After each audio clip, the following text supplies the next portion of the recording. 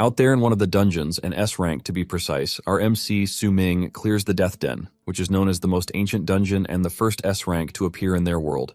He eventually shows up looking worn out and tired after slaying the god-tier aberrant beasts. But to his surprise, he sees the warrior group staring at him like prey, demanding that he hand over the artifact he had gotten from the dungeon. Despite knowing he's the god of slaughter, they confidently tell him to get ready to die. Su learns that it was all orchestrated by Zhang Xuan, his supposed friend whom they've teamed up with since they awakened. Now Zhang plans to strip Su of his powers. Su gets mad at him and prepares for a showdown by telling Zhang and his men to come for the artifact, the Divine Ring of Defiance. They see Su power up and note that he's using the ring's power, so as they plan to jump him, Zhang tells them to wait because the plan will soon be complete. From the sky, Ren Xiaomon approaches Su, who is surprised to see her show up. She hugs him and tells him that she heard he's being plotted against, so she came to help. Su assures her that there's no need to worry. After all, he has the divine artifact, so they are no match for him. But Su asks her the question that lingers in his mind, wondering how Zhang and the others know his whereabouts, and to his surprise, Ren stabs him in the gut before informing him that she was the one who told them. Horrified and surprised, Su asks her why she had turned against him, but Ren activates a spell, and Zhang happily yells that the plan has been completed. He tells her to activate prison formation, and immediately, Ren runs to his side while chains come out from Su's wound. On that spot, Su realizes that Ren had betrayed him long ago and partnered up with Zhang just for this moment to get the artifact. Su curses them after seeing that he was only used as a tool for their gain, and immediately, they charge at him to get rid of him and get their hands on the artifact.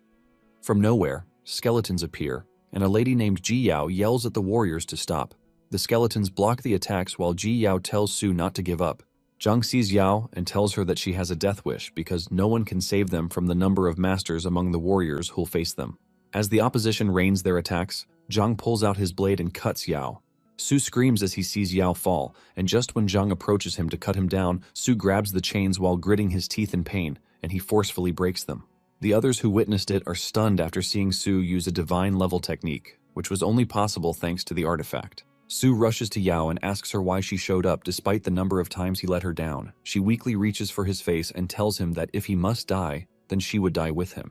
Moved, Su lifts her and angrily declares to everyone watching that he vows on his title as the god of slaughter to hunt and kill every one of them if he's ever reborn. They see Su moving back to the Death's Den and worriedly rush to stop him from taking the artifact with him, but Su takes out the ring and tosses it while jumping into the dungeon with Yao. Later, he regains consciousness while wondering if he's dead, but he sees he's at the academy. Not only that, but he's at the 127th awakening ceremony. There, the 18-year-olds awaken, and their future paths are decided based on the area of their awakening. Su looks around and recalls reliving such an event. He confirms everywhere is real and realizes that he has regressed to when he was 18. He sees that the people called to have their abilities checked are exactly as it had happened, meaning no deviation from the way things were. He smiles happily after learning he's been reborn, and the memory of his friend's betrayal flashes before his eyes.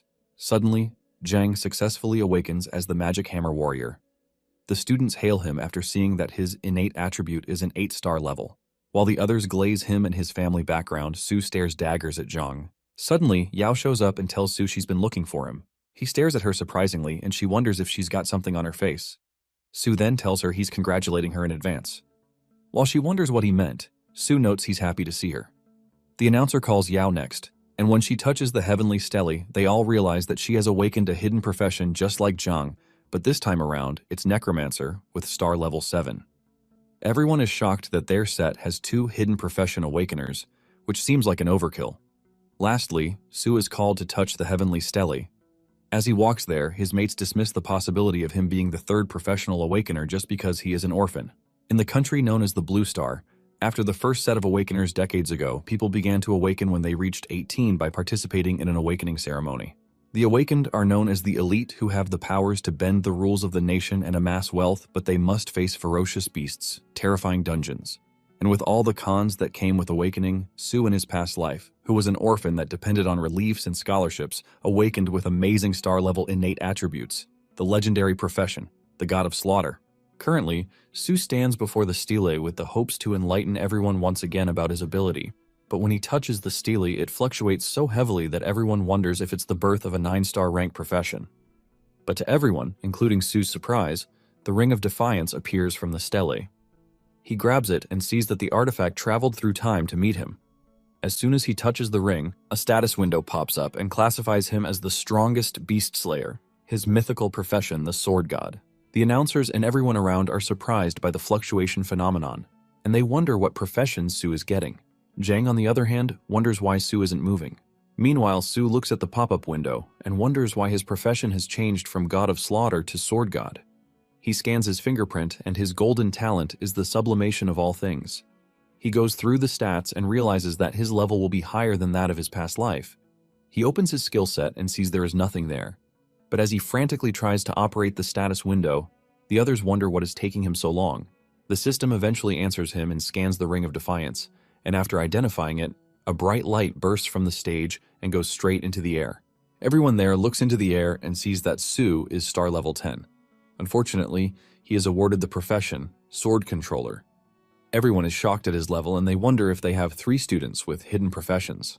The problem is that the Sword Controller isn't a high-class profession, so the 10-star level seems like a high potential for a low-grade profession.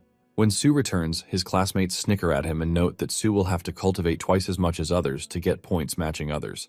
They look down on him and note that the maximum he'll ever get from that profession is to act as a support in battle.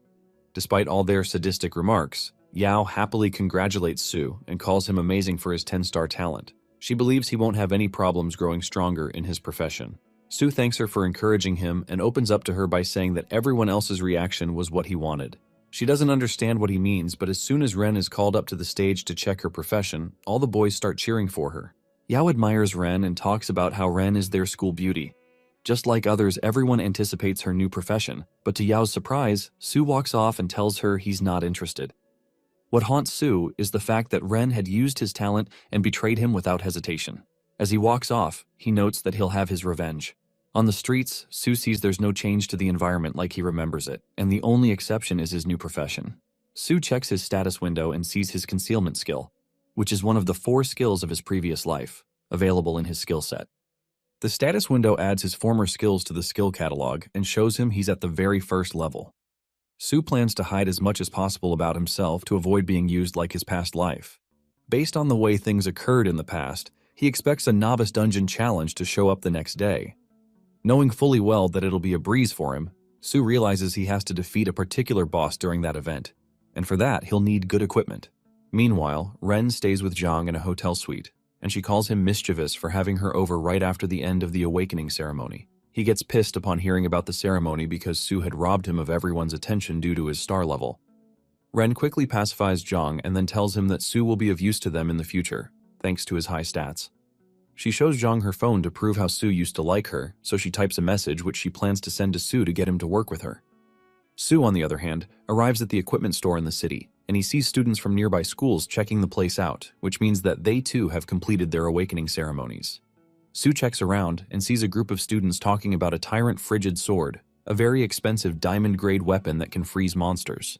As Su passes them by, he smirks as he notes that the sword is actually a fake, which is due to the occurrence in his past life. Suddenly, Jiang Lan from the Jiang conglomerate shows up and introduces herself to him as a worker who knows him. Unable to recall her face, Su tells her he doesn't know her, but that's fine because she wants him to help her sister, Jiang Yuncheng, in the upcoming novice dungeon. To Lan's surprise, Su refuses, but she reminds him that he is poor and will readily cover for any equipment he buys. On hearing this, Su points to a frosty sky sword that's worth 1,000,000 advent coins, and Lan tells him he's making things difficult for her. She asks him if he thinks he's worth the amount, but he reminds her that she was the one who said she would grant him his request. Because of this, Su tells her that there are situations that financial power can't help, so Lan should ensure Yunqing puts in all her efforts for the dungeon test. Lan's guard nearly acts up, but she stops him and leaves with him. Everyone around is shocked that Su played such a hotshot. Su suddenly gets a message from Ren, who tells him she has a change of heart towards him and would like to meet him on the rooftop. He sees that things are still progressing like they did in the past, so he accepts her invitation. After that, he goes to another segment in the store where they sell sword stones. In reality, it's very rare for the sword stones to transform into graded weapons, since most of the sword stones are scraps. The secretary tries warning Su about it, but he doesn't back off and tells her he's ready to gamble his luck since the stones are cheaper. Meanwhile, Su uses one of his skills known as the Eye of Intent to check the stones out till he lands on the surest one. The eye helps him see all the fundamental information about all matters. With that, he selects the raw material and buys it dirt cheap for 50 advent coins. Yang Ding, a rich bully and his sidekick, see what Su is up to, and they make fun of him for being foolish to reject the offer from Jiang's conglomerate and sticking to buying a scrap. To crash their ego, Su tests them by wagering 5,000 advent coins if he gets a silver weapon. They laugh at him and conclude he has some screws loose, so they accept the deal. Su immediately grabs his chance by using his Eye of Insight skill to draw out the weapon in the swordstone. To everyone's surprise, he pulls out a black iron crimson-edged sword, a low-grade silver weapon that drinks monsters' blood and heals its master. Su calls it a good weapon, which is perfect for his date later that night. Yang Ding realizes he's been had and watches as Su says the weapon has a lifesteal effect, which means he won't need a healer. Su then demands his money, and Yang Ding reluctantly pays it to him. The receptionist checks out the sword and finds it hard to believe because it's been years since someone pulled a good sword out of the rocks. Su then meets her for a scabbard and purchases one with the 5,000 advent coins he just got. His status window immediately informs him that the scabbard will reduce the sword degradation by 50%. It asks if Su would like to open the hidden materialization function, but Su declines and declares he's going to raise the grade. With that, Su takes his leave, and as he heads home, he checks his status window and wonders why he doesn't have any single profession skill attached to his sword god title. But on the professional talent tree, he has the sublimation of all things, a skill that can upgrade all loot, but it can only happen once. Su applies it to his weapon, and it gains the bloodthirst effect, making 2 abilities. 1, the Blood Drinker, an ability that heals the owner after cutting an opponent. The second one temporarily increases the owner's stats by 5 points for 30 seconds. After reading up on them, Su opens the hidden weapon materialization and notes that preparation for the next day's dungeon raid is complete. Later that night, Su goes to the rooftop where he sees Ren waiting for him. She acts like a vixen, telling him he's late, but she freaks out when she sees him hurl his sword at her. It lands a few feet away from her, and she asks him out of fear about what's wrong. Su tells her that he has shown up for revenge, but she doesn't know what he's talking about, so she tells him she came because she took the initiative to ask him out since he liked her, but now she finds it strange that he wants to kill her. Su immediately recalls how she approached him right after the awakening ceremony in the academy ended, and for the first time, he received her concern. From then on, she talked to him till he eventually asked her out and they started dating. They were the days he treasured the most due to the times they spent together, but having realized that they were fake, Su candidly tells Ren about how he's aware of her ploy with Zhang to use him. Surprised, Ren tries to cover up, but Su doesn't let her finish, and he calls her a shameless hoe. At that point, she snaps and admits that if not for his talents, he wouldn't stand a chance to talk to her. She vows Su won't get away with insulting her, but Su doesn't care, and he even threatens her social status by saying he'll ruin her pure and innocent image if he exposes her relationship with Zhang. She gets very pissed and grabs his sword to attack him, but the sword's bloodthirsty activation activates, and it cuts her face. Ren starts screaming not only from the pain, but because her perfect face is now disfigured. Su picks up his sword and says her new look suits her, and it's time for his revenge. Annoyed, Ren vows to have Zhang kill him, but Su simply walks off and tells her that Zhang can come at him anytime. Before leaving, he tells Ren that she should consider the slash done by him and that it represents how the concern he had for her has been cut. Meanwhile, Principal Wang gifts Su some items and money as a starter pack for the novice dungeon raid. The next day, around 6 a.m., Su chews on the marrow-strengthening pill he received from the principal and wonders if the old man pitied him because of his sword controller profession. Although it tastes bad, Su levels up and gains a passive talent to master all types of sword skills without restriction. As Su walks to the venue, he plans to show the other students what he's got in the novice dungeon. By the time Su gets to the venue, a lot of students clamor to team up with him, but he declines their request and tells them he is already on another team. Coincidentally, Yao hears him and feels down because she came very early that morning, hoping to team up with him. Su mutters to her not to team up with him because he'd be worried about her getting hurt since he's going after something dangerous. While they discuss, Yanzi shows up and introduces himself as a level 9 demon hunting ranger who wants Su to team up with him. Su remembers him from his previous life, but as he wonders how to turn Yan down, Yao covers for him by telling Yan that she has already teamed up with Su. She chases everyone else, and Su notes she's reliable. A few minutes before 7, the principal addresses them via a live stream as the dungeon portal opens. He explains the rules to the student, mentioning how they get points by overcoming challenges and they are to finish within a day. As he riles them up and advises them to team up, Yao looks around but can't find Su, who was with her moments ago. Immediately, as the principal kickstarts the event, the students talk about how someone has already gone beforehand. Su, on the other hand, descends into the portal, and he notes the familiar feeling since he's been there before. Back then, he moved around recklessly trying to stockpile contribution points, but this time around, he plans to face the most difficult challenge, which is to slay the ultimate hidden boss. He eventually arrives inside the dungeon and notes that his spawning point is different from that of his previous life, which is why the place, route, and monsters are different for the challengers. Su conceals his presence from an elite tree monster even though he can deal with it because he doesn't plan to waste time fighting foot monsters, and his priority is the hidden boss. He checks the map to the route to the hidden boss and then notes that he has to hurry so he has a head start in raking items. Around 7:30 a.m., Yunqing and her party spawn not too far off, and they notice the place is quiet.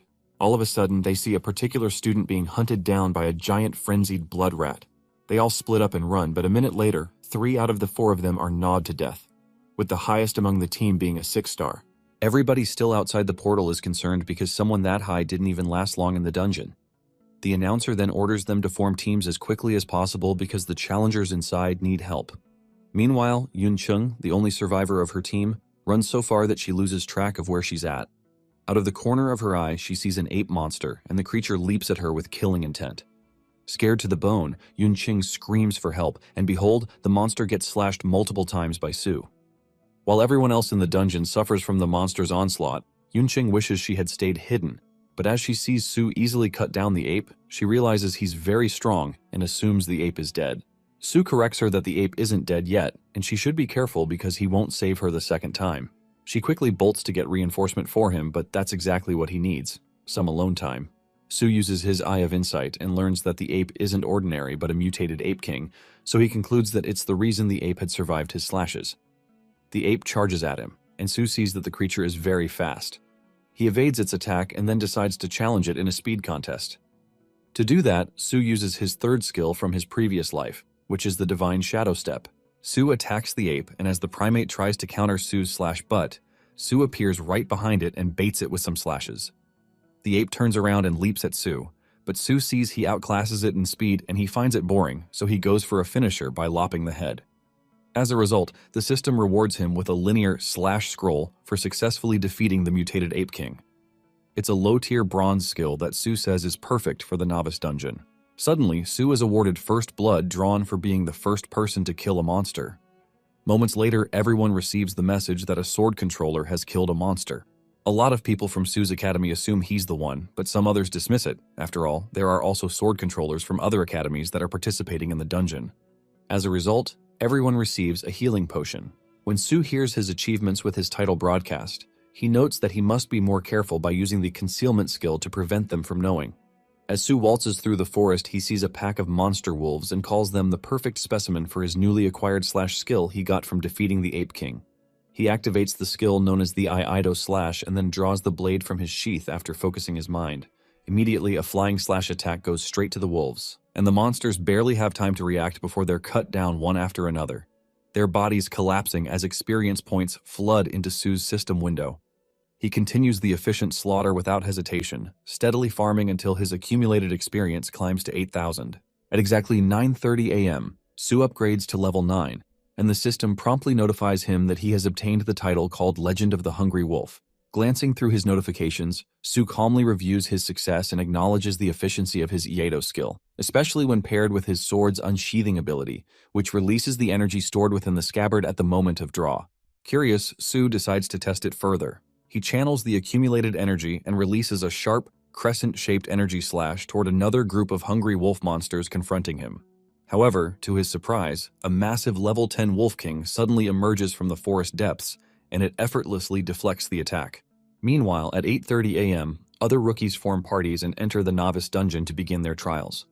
Thereafter, they encounter a mutated field mouse and engage it with everything they've got.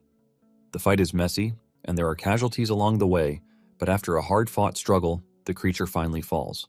Hyped, the rookies cheer as they receive experience points and celebrate the defeat of a special monster. Riding the high of their victory, they decide they can't afford to fall behind the player who drew first blood and sent them potions earlier.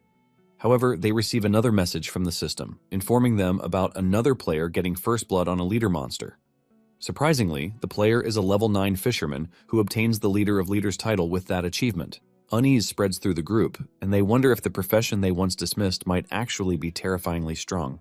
10 minutes earlier, Su steadily chips away at the Wolf King's HP, his movements precise and controlled. From his perspective, the beast is nothing extraordinary. With one final strike, he brings it down and calmly remarks that it's no match for a reincarnate like him. Following that, the system congratulates Su for defeating the silver-backed Wolf King and lists out his rewards.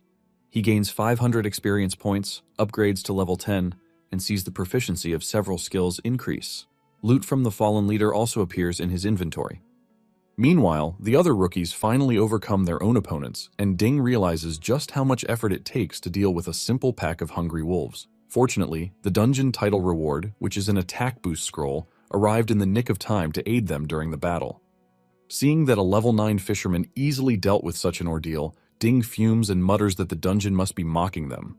Not long after, Ding throws away his crappy novice machete because of its low damage. He grumbles about the money he lost, knowing he could have purchased a far better weapon. His lackey tries to praise Su's luck, but the sore loser snaps at him to keep quiet, venting his frustration over having to bear the loss alone. He complains about his slow progress and blames the deadweights in his party. Furious, he hopes to meet Su in the dungeon so he can vent his anger by sending Su to the afterlife. The lackey tries to soothe his anger, and they soon return to grinding experience points.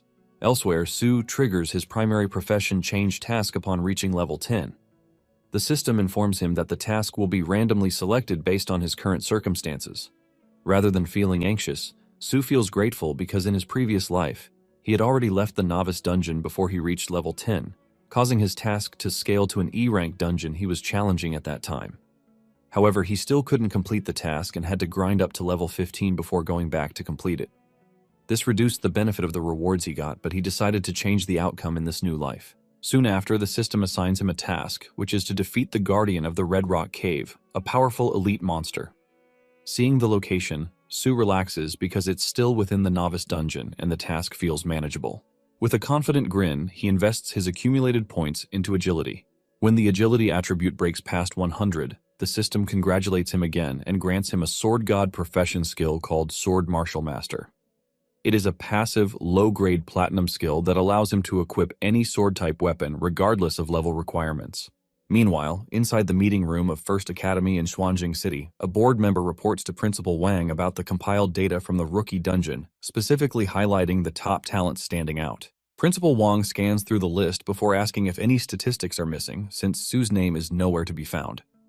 The board member calmly reassures him that nothing is missing and that the information reflects all the data returned from the dungeon without exception. She then draws his attention to the rookie who drew first blood in the dungeon. Based on the timing and anonymity, she suggests that the person in question is most likely Su.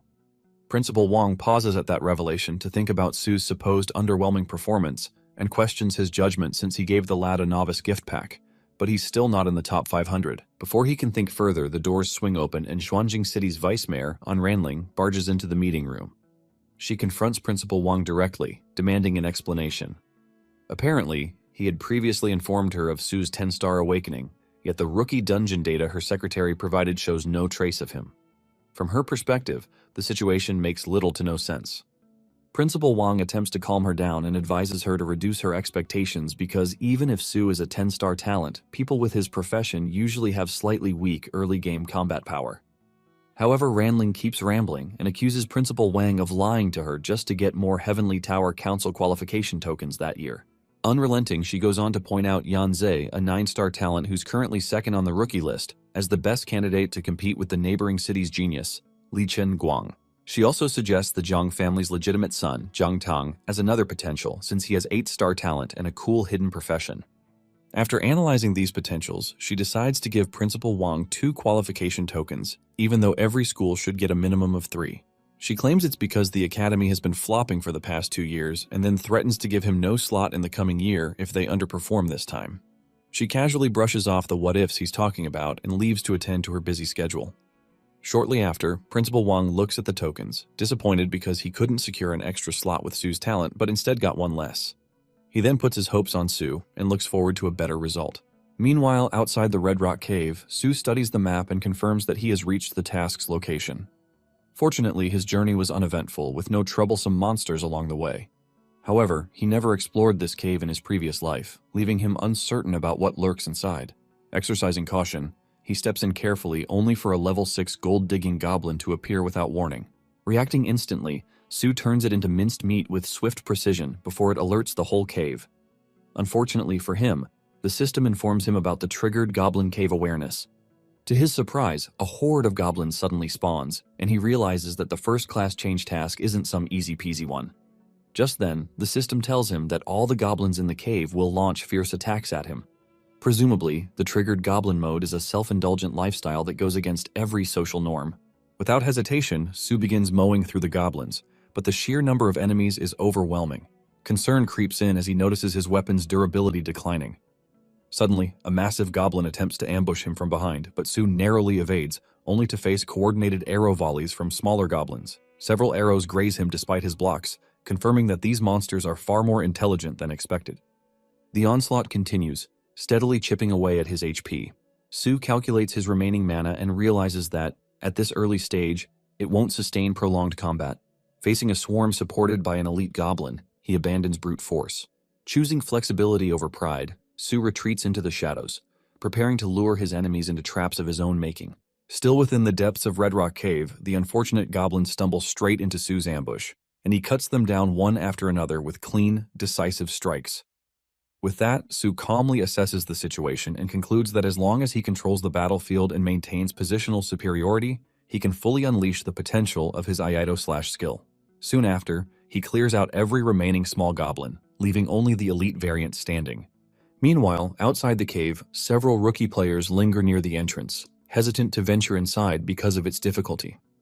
Among them are the two unlucky individuals who lost a sword bet to Sue days earlier, Ding and his lackey. They argue quietly about whether Sue or anyone among their peers would truly challenge a cave known for spawning monsters at level 7 and above. Just as the debate heats up, they notice someone exiting the cave, and it happens to be their nemesis, Sue. Now, at level 11, Sue casually aura farms as he checks the system notifications detailing his rewards, while his presence exudes confidence. However, he is interrupted by Ding, who lunges from behind, aiming for a decisive strike. Sue reacts instantly, sidestepping with ease as the attack misses entirely. Fueled by resentment, Ding orders his lackeys to surround Sue and prevent any escape. Unfortunately for them, Sue has no intention of running. As Ding rants about settling old scores, he realizes that Sue has already forgotten the incident that was a big deal to him. Enraged by Sue's laid-backness, he orders his henchmen to eliminate Sue on the spot. As the group charges forward, Sue decides it is the perfect moment to test a newly acquired skill. With a thought, he summons his sword and activates the sword control skill, manipulating the blade through telekinesis. The sword darts through the air, grazing and forcing back his opponents with precise control. The attackers freeze in disbelief because sword control is a technique typically reserved for mid-stage sword controllers, far beyond what a rookie should wield. Unknown to them, Sue obtained the skill as a drop from the elite goblin and elevated it from silver to gold tier with his talent. Sue quickly realizes just how well the skill synchronizes with him and briefly considers how fast word of this ability will spread among the rookies. Thereafter, he checks the rewards from clearing the cave and discovers a hidden location map. The map outlines a path connecting the first class change to the final stage, sparking his curiosity. As he scans the map, he is surprised to find a new quest tied to Red Rock Cave, referencing goblin commerce and their lifestyle. Elsewhere, at exactly 11:30 a.m., a flamboyant all-girls rookie team efficiently clears out a group of low-level monsters. They hype and celebrate their teamwork enthusiastically, praising their coordination. One member thanks Fenfenzi, a 7-star awakened talent, for carrying them through the encounter. While the others excitedly inspect the loot, Fenfenzi looks back to check on the other girls in the team and soon realizes that someone is missing. She looks around, trying to understand the situation, but then discovers a shocking clue. While Fenfenzi and the rest of the girls scout for goods, they suddenly notice the swift disappearance of one of their teammates, so they begin to worry. Goblins generally reside in dark and damp places like caves and underground tunnels to avoid sunlight. As a result, they're able to avoid natural predators and are also conducive to ambushes and plundering activities. Since they live in groups, each group is usually led by a chieftain or an elder, who serves as a leader in various capacities, including warrior, craftsman, hunter, and priest, as appointed by the leader. To maintain the growth of the group, goblins possess a high birth rate and rapid reproductive capabilities. After shortly learning about goblins and the fact that they sometimes try to breed with human females, Sue arrives at the coordinate position of the cave. To his surprise, the cave doesn't seem to be anywhere in sight, so he wonders if he got the coordinates wrong. Scanning the area with his eye of insight, he then understands the situation. The red cave is in an underground cavern whose entrance is hidden by thick smoke. When Sue enters the cavern, he gets to an area where he spots some goblins. Realizing that the entire colony is probably in the cave, he understands that killing one of them would alert the rest. He then hides himself as he observes the area for the treasure. While observing, he finds the body of a female student, who has probably been violated to death by the goblins. He then confirms what he learnt about the creatures to be true. Shortly after, he sees a student named Jiang Yuncheng, who must have also fallen into the goblin's smoke trap.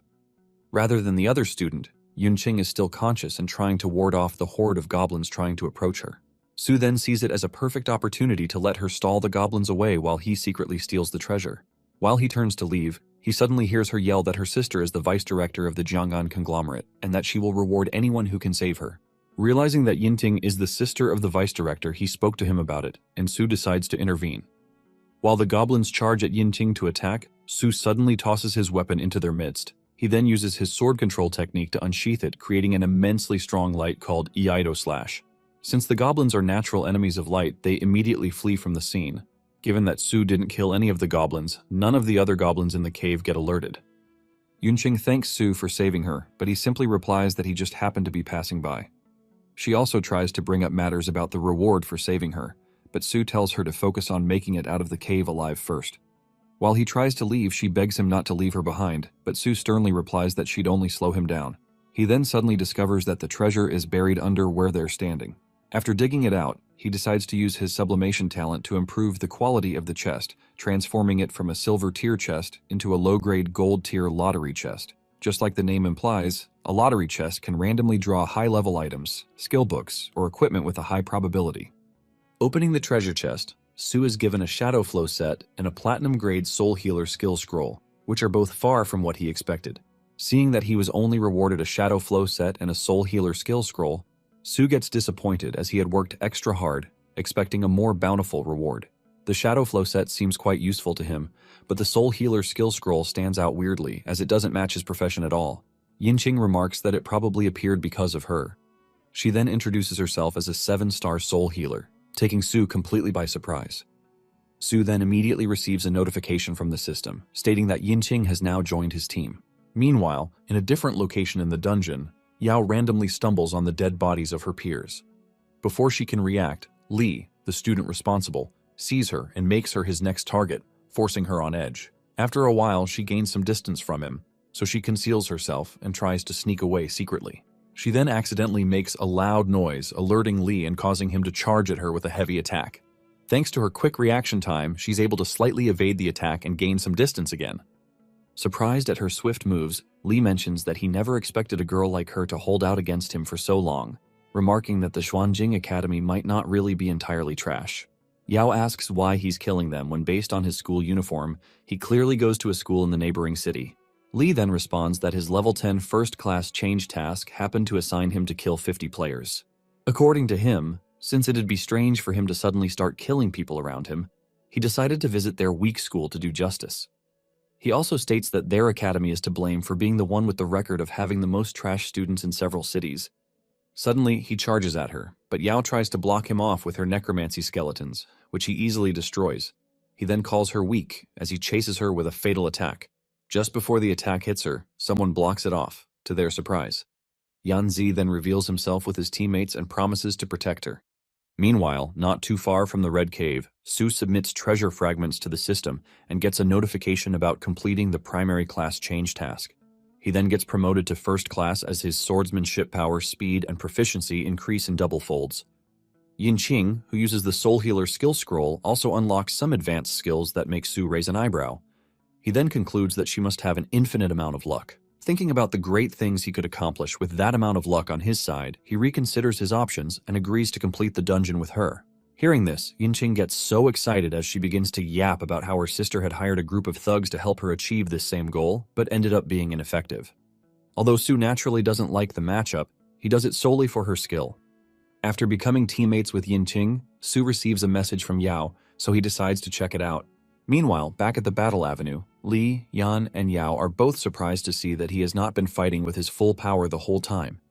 In a matter of seconds, he wipes out Yan's entire team without breaking a sweat. He also easily blocks off Yan's powerful long-range attacks, making him seem useless. Based on the research Yan had done beforehand, he can identify Li as a genius, awakened 10-star talent with a blade maniac profession. After defeating all his men, Lee approaches them slowly, ranting that he has only been able to kill 35 people, and that he's still far from his goal. While he approaches, Yan, who is a ranged professional, remarks that he can only barely stand the chance if he manages to gain some distance.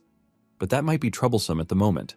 Yao also remarks that her mana has bottomed out and that she can no longer use her necromancy. They then both realize that they're cooked. Seeing that they have nowhere to run, Lee charges at Yan to take care of him first, but to his surprise, he gets interrupted by Yao, who blocks him off. She instructs Yan to run as far as he can while she tries to hold him off, but Lee gets pissed by the fact. He attempts to deliver a fatal blow but gets interrupted by a strange sword. Su has come to their rescue. Yao had texted him earlier to warn him of the danger in her area, but he had decided to come instead. Seeing her, Su gets flashbacks to how she protected him in his past life as well, which led to her death. This time around, he promises to protect her. Su then uses his sword control skill to retrieve his sword, which he uses to clash with Lee. Seeing him, Lee identifies him as the level 10 sword controller he heard about, but he doesn't expect him to have the upper hand, as he's only a controller. Watching from a distance, Yan remarks about how amazing Su is. He then considers providing long-range support to elevate their chances of winning. Suddenly, he and Yao feel the impact of someone using healing magic on them. Yinqing then reveals herself from the sidelines and introduces herself as Su's teammate, putting them in shock. Su had boldly told them he was planning on going solo, so seeing him with a teammate strikes a bit of jealousy within them. While she heals them further, Yan asks her to hurry up so they can join Su in the fight. Yinqing replies, telling him not to worry, as Su is way stronger than they think. After a while of clashing with Su, Lee wonders why a sword controller possesses the movement techniques of a sword prodigy. After observing Su's sword skill, Lee commends him greatly, admitting that his strength exceeds his expectations. However, he declares that it's time to finally decide which of them is stronger. Hearing his name, Su remarks that he heard of Lee in his past life, but never got the chance to meet him personally. He then smiles as he charges back at him to see if his sword is sharper or if Lee's blade is harder. When he gets close enough, Lee attempts a flying stab with one of his blades, but Su blocks it easily. Lee then exposes that it was a trap and that Su has fallen for it. According to him, the blade energy drawn by his blade's flying stab attack is enough to lock the enemy in place for another attack. He tosses his second sword at Su, but Su easily tosses his sword as well to block the attack. He then uses his sword control technique to redirect the bearing of the sword, making it charge at full speed at Lee, who is now weaponless. Lee manages to dodge the attack but gets grazed in the process. He then picks up his sword and charges at Su to retaliate, but Su evades all his attacks easily, getting him more frustrated. Shortly after, Su controls his sword back while trying to spite Lee. Yinqing, on the other hand, completes the healing process, so Yan and Yao try to rush over to support Su. To their surprise, when they get there, they find out that he has already defeated Lee. While Su turns around to leave, Lee gets up and uses his last energy to attempt a deadly attack, which catches Su completely off guard. It's his strongest skill, which he has been saving for last. It encompasses a rainforest rapid blade attack, which unleashes a series of continuous slashes into the area. Seeing how the tides have turned, Yao tries to rush in to save him, but Yan stops her, telling her she'd only be throwing away her life in the process. Still, she struggles to set herself free, stating that she doesn't mind dying as long as she can save Su. Su then responds, telling her to listen to Yan and not get close. Cheng watches in shock because he is holding on to Su-ming after hitting him with so many blades, but he is not dead yet.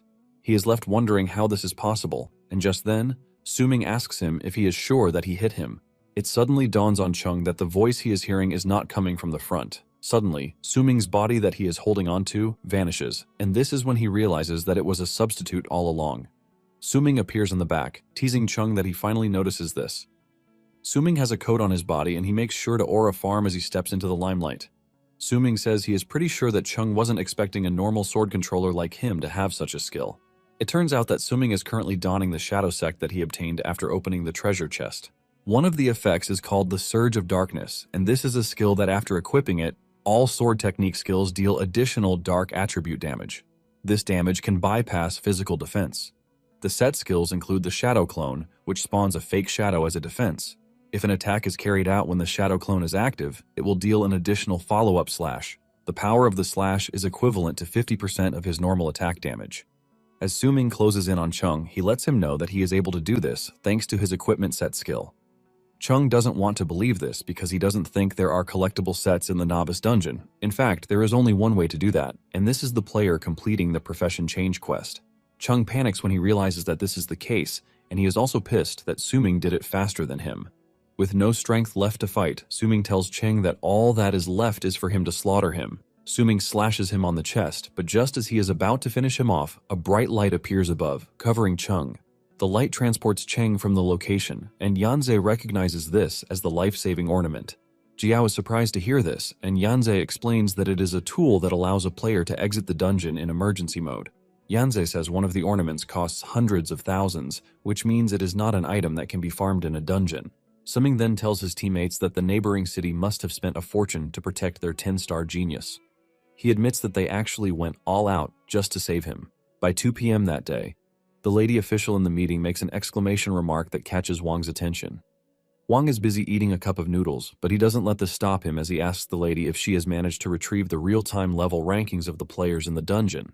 She says this is not the case, but the data feedback shows that multiple players are actually in the 9 o'clock direction between 12 and 12:30 p.m. Wang asks her what is strange about this, since it is normal for players to run into difficult monsters that would kill them. The lady then mentions that data analysis shows that they were killed by player data, not from the city's region. The moment Wang hears this, he realizes that the neighboring city is already playing tricks, and he tells her to save all the data records pretty well. Since their academy is always at the bottom of the barrel, they have become a target for bullying by other regions. Wang then asks her about the progress of the students clearing the dungeon, and she replies that it is good at that moment.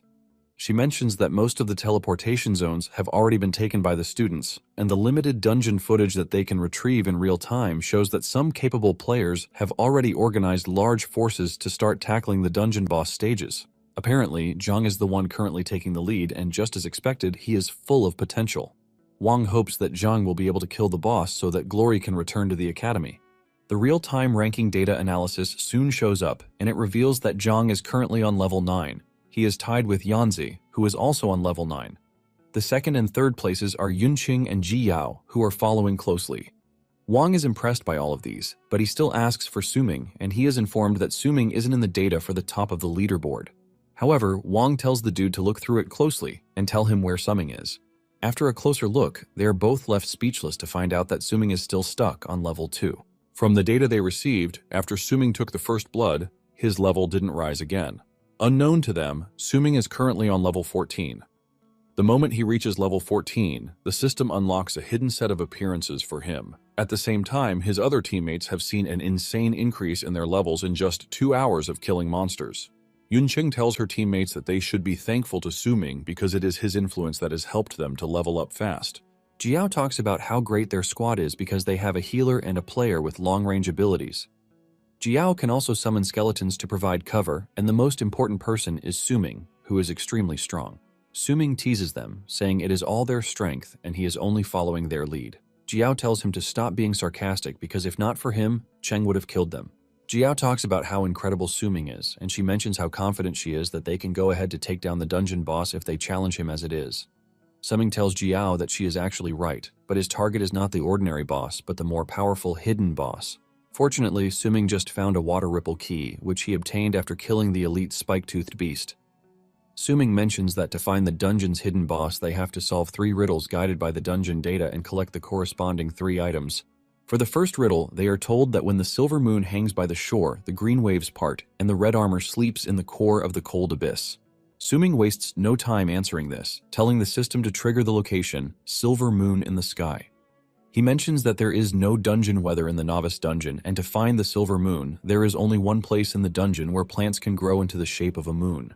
As they walk past the lake in front of them, they find exactly where they are going, which is the location of the hidden boss. The second riddle goes this way, saying lake water turns to mist. Using iris petals as a guide, beneath the sunken sand, the armor still keeps the old covenant. Suming reveals that from the moment he entered the dungeon, he immediately gathered the trigger items, iris flower from the monster area, to combine with the water ripple key farmed through the hint of riddle 3. As for the third riddle, it goes on to say, hold the star-patterned key to reflect on the lake bottom. 9 ripples circle the bedrock. The knight pillows his head, his sword, waiting for light to break the turbid waves. Suming combines the trigger items, and the moment it starts to glow, Suming places it above the lake. His teammates are shocked to see this, and Jiao asks him how he was able to solve the riddles. Before they know it, a whirlpool emerges in the middle of the lake and a knight emerges holding his sword out. The scary knight fully emerges on horseback while answering the riddles that were solved. The team is hit with red warnings, telling them that the hidden boss has appeared and he is known as the Guardian of the Lake, the Lost Knight. To engage the hidden boss, Yanze and Jiao immediately join Suming's party, with Suming being the captain. Suming urges the team to prepare for battle because the hidden boss challenge has already started. 15 minutes after this, Suming and his team are seen hiding out in the woods. It turns out that the night wasn't what they were expecting. They ask Suming if he thinks it is okay for them to hide out like chickens like this. Suming then points their attention to the fact that the guy rides his horse so fast, and there is no way they can kill him that way. It turns out that the knight's mount speed is 500 points, which is insane. It is so overwhelming that even if the four add up all of their stats, it doesn't reach half the knight's stats. While the team is hiding out, the knight is taking down students he can get his hands on. Before they know it, the hidden boss has taken out 3 waves of students already, and since they are the ones who summoned the boss, they believe that it is their duty to set things right. Moments later, Jiao tells Suming that by following his instructions, they have used up all the mana potions of everyone in the squad and have set up the delayed trap. Suming thanks Jiao for her hard work, and he tells Yanze and Yunqing to follow the instructions they have planned ahead. It turns out that in Suming's previous life, he never challenged the hidden boss, and it is common sense that most awakened wouldn't risk choosing to summon a hidden boss in the novice dungeon shortly after awakening in life. In addition, the novice dungeon can only be challenged once in a lifetime, which is why not many people are aware of the presence of the hidden boss. Apparently, the answer to the puzzles was vaguely in record, and when Suming found it, he memorized it. However, what he didn't expect was that the hidden boss would be equipped with a mount possessing a speed of 500 points. To take down the annoying boss, they have one option, and that is to knock him off his horse. Yanze kicks the plan into motion, and by standing on a cliff, he fires multiple hunting shots at the hidden boss. The knight blocks some of the shots, and those that hit don't even do anything to the knight because of his heavy armor. With Yanze firing annoying shots at the knight locks onto him as the aggro target. The moment he realizes that he has gotten the boss's attention, he screams out to inform Yunqing, and Yunqing also sets off her own course of action. She sets off a fire that starts emitting a cloud of smoke in the knight's path. Basically, the plan is to have Yanze draw the boss's attention with his long-range skills, and after this, Yunqing will create a smoke in the area the boss must pass through to block the boss's vision. This was a trick Suming learned from the goblins when he went to the Red Cave. Everything goes according to plan, and as the hidden boss finds himself in the cloud of smoke, he suddenly notices skeletons scattered around to delay his advance. The knight raises his sword to try to destroy the skeletons, but Jiao activates her delaying trap to trap the knight. It turns out that this was the trap Jiao had set up in advance. With the boss slowing down, Suming makes his move. He lunges toward the boss from behind, and he admits that without his teammates' help, there is no way he would have been able to solo the knight. Before the hidden boss knows what is going on, Suming has descended upon him. Suming grabs the knight and drags him off his horse. The team screams out in celebration because their plan to knock the boss off his horse was successful. However, Jiao urges her friends not to let their guard down yet because this is just the first phase. 10 minutes earlier, Jiao had told Suming that even if they are able to knock the boss off the horse, it still doesn't mean they have what it takes to deal with him because they would have been exhausted already. Suming replied that they would have done enough, telling her that when that time comes, they should just leave the boss to him. With confidence, Suming had told them that he would solo the boss. Now, in the moment, Suming and the boss engage in a fierce battle. Suming takes on the boss without fear as their swords clash against each other. While the two are engaging in this intense battle, his teammates are watching in awe from behind. However, Yanze cannot sit around, and he plans to help Suming, but Jiao tells him to chill out. Jiao reminds them that Suming already said they should leave the fight to him, so they have to trust Suming's words because they have their own mission. As the battle intensifies, Suming activates the Shadow Step, giving him the advantage to deliver fast-paced attacks on the knight's body. With Suming's incredible speed, the knight appears really slow. Suming scolds the knight, saying he is actually really slow without his horse. His speed has significantly dropped from 500 to an insane 55. Suming concludes that a hidden boss is nothing special, and he continues to exert more power on the knight, aiming to kill him as fast as he can. However, everything Suming has thrown at the boss hasn't even taken a quarter of his armor. To make it worse, Suming's weapon durability has dropped to 7%.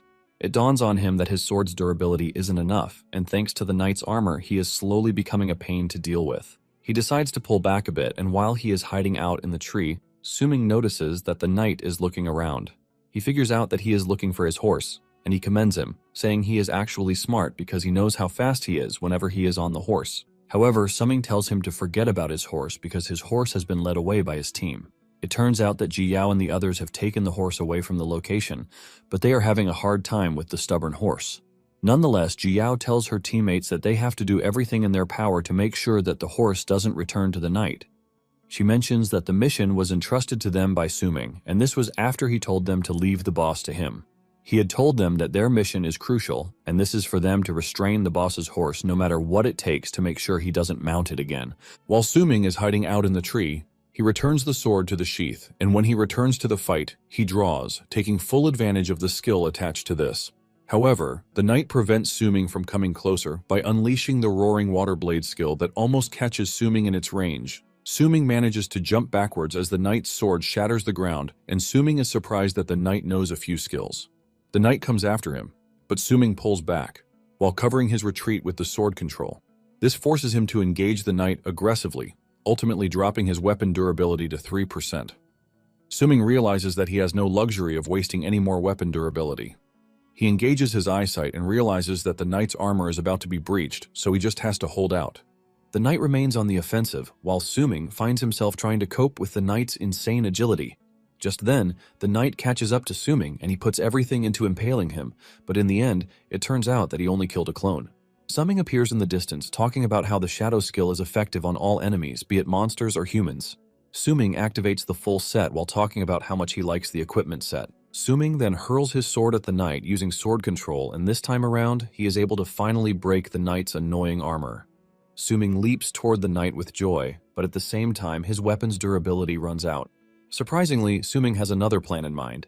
He activates the shadow sword that comes with the equipment set. With the shadow sword, he delivers a vertical cut to the knight's open body. At 3:30 p.m., Wang heads to the school's administration communication room to join his counterparts from the other academies. Wang expresses his surprise that the other principals have already been chatting in the communication room for a while. The principals claim that they have not been there for long, but it appears that Wang just came very late. They tease Wang, asking him if no student in his academy has been able to challenge the dungeon boss yet. Apparently, the dungeon clear result will start coming in one after another after 3 p.m., but since Wang's school is always at the bottom of the barrel, they mock him, saying there is no need for him to rush to the meeting to make a report. Wang then mentions that he didn't come late because of the dungeon, but because he received a real-time data report from inside the dungeon.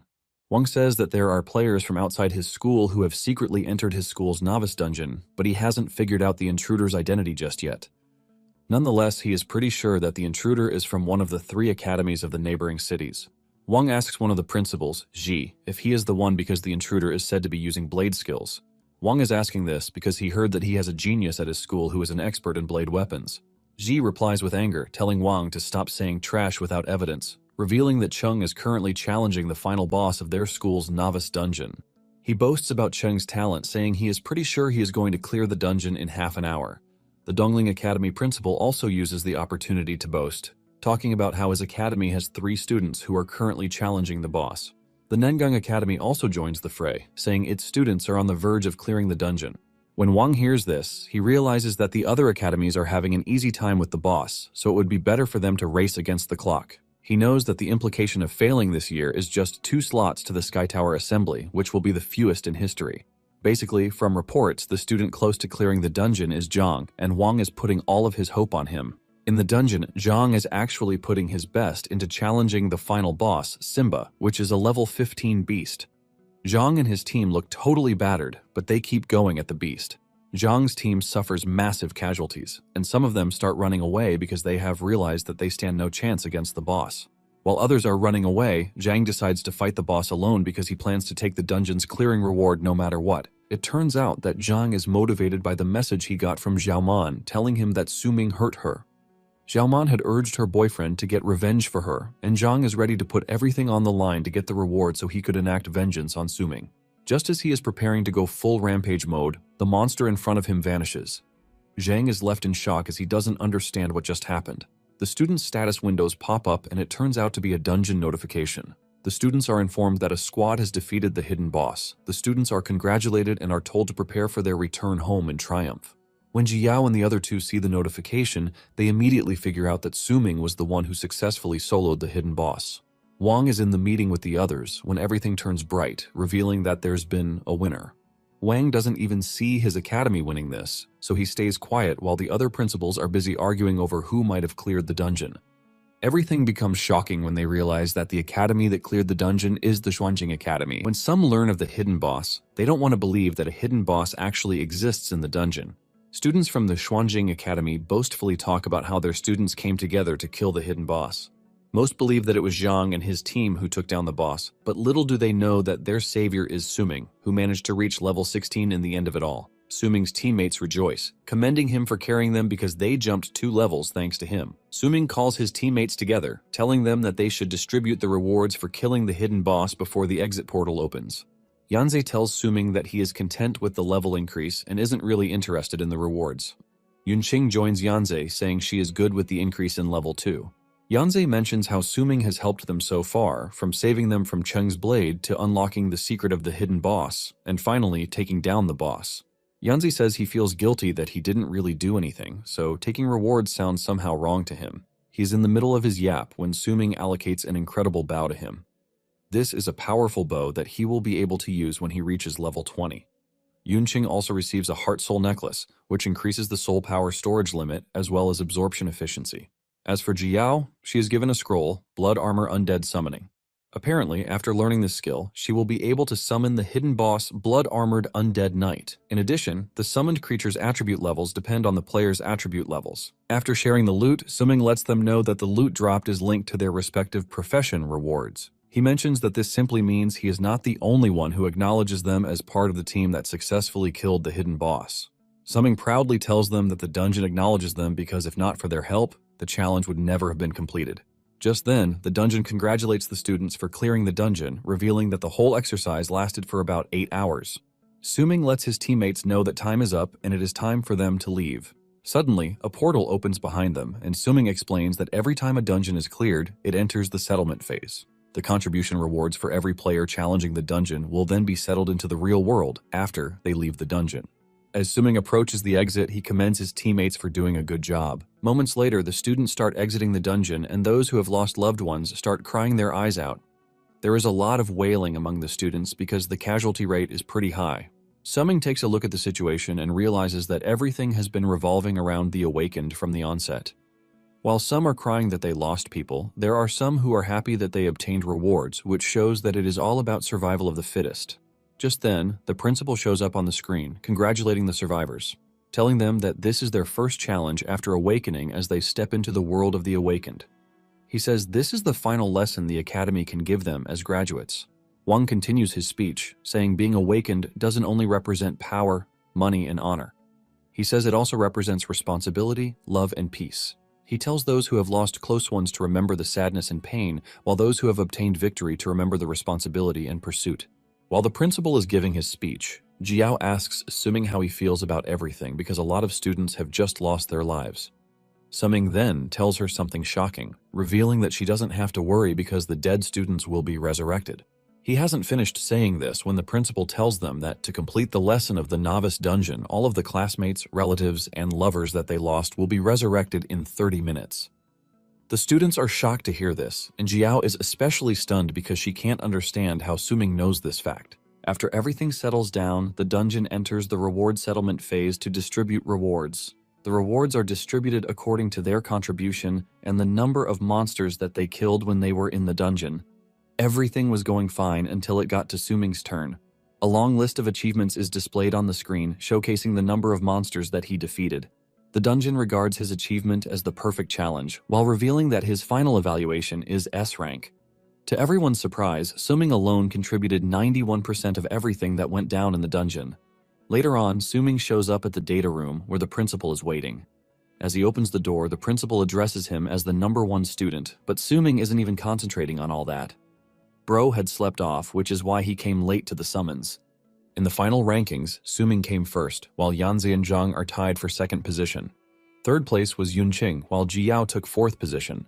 Suming figures out that he has already graduated, so there is no need to keep a low profile anymore. In addition, he doesn't see any reason to modify his information because in the future, the gap between him and his classmates will be thousands of miles apart. While Suming is busy thinking about his future, the principal is holding onto his leg like his savior. Suming asks the old man how long he plans to continue holding him, but all Wang can do is thank him. Wang says he doesn't know how Suming did it, but he is glad that he was able to pull the school from the bottom of the barrel after so many years. Wang starts talking about how the other principals were left speechless after the rankings came out. Wang reveals that their academy is the first among the nearby 4 cities, and Suming is the first in all academy novice dungeons. Suming asks Wang about Cheng's ranking, and he reveals that he took 3rd place in the ranking of all academies. Wang says that from what he heard, he didn't perform optimally because he was injured. Wang then asks Suming how he was able to kill the hidden boss because even if he has a 10-star talent, he is just a sword controller, which is a weak profession in the early stages. Wang mentions that from what he knows, Suming is not from a noble family, nor does he have enough money to buy god-tier equipment, but he was able to kill a hidden boss that is above his level. Wang admits that in all of his years as a principal, he has never seen a student as strong as Suming. Wang also knows for sure that Suming didn't pull off this incredible feat because of the materials he sent to him, because these are items that can only increase his combat power a bit. Before he can continue yapping, Suming cuts in, saying he was able to win thanks to his good luck. Wang is confused when he hears this, and Suming tries to make it more convincing, saying he had luck and obtained many useful skills and items. Wang is surprised to hear this, and he asks if the novice dungeon has so many powerful items and treasures. Suming says yes, revealing that in addition to all of these, he was lucky to have met a group of good teammates. Suming makes sure to beat around the bush as much as he can because he obviously can't tell Wang that he was reborn. Suming says he wouldn't have been able to defeat the boss without his teammates' help. After hearing this, Wang concludes that Suming is not just an outstanding student but also a powerful leader. Wang then reveals that when the other students showed up earlier to receive their rewards, Jiao wouldn't stop praising him, saying it was a blessing to have teamed up with Suming. Suming reveals that Jiao actually sent him a message that morning, suggesting that they come together, but he was the one who refused, because deep down he knew that Jiao would find a way to embarrass him, since she is used to praising others. Suming is about to leave when the principal stops him, handing him his token of the Sky Tower Assembly. Wang says thanks to Suming's performance, the vice mayor who had originally looked down on them had no choice but to allocate more tokens from other academies to their academy. In the end, the academy was able to secure 5 token quotas that year, and they were given to Suming, Jiao, Yanzhe, Yunqing, and Zhang. Wang then tells Suming that he would like to explain the importance of the Sky Tower Assembly to him, but Suming says there is no need for this because he is very clear on it. Basically, the Sky Tower Assembly is a place that many newly awakened students dream of. After awakened students finish challenging the novice dungeon, which is equivalent to graduating from the academy, they step into the world of the awakened. Most students can only accept training from junior dungeons in the future, challenging upwards slowly, step by step, but steadily and surely. The risk is that the improvement and the speed are slower.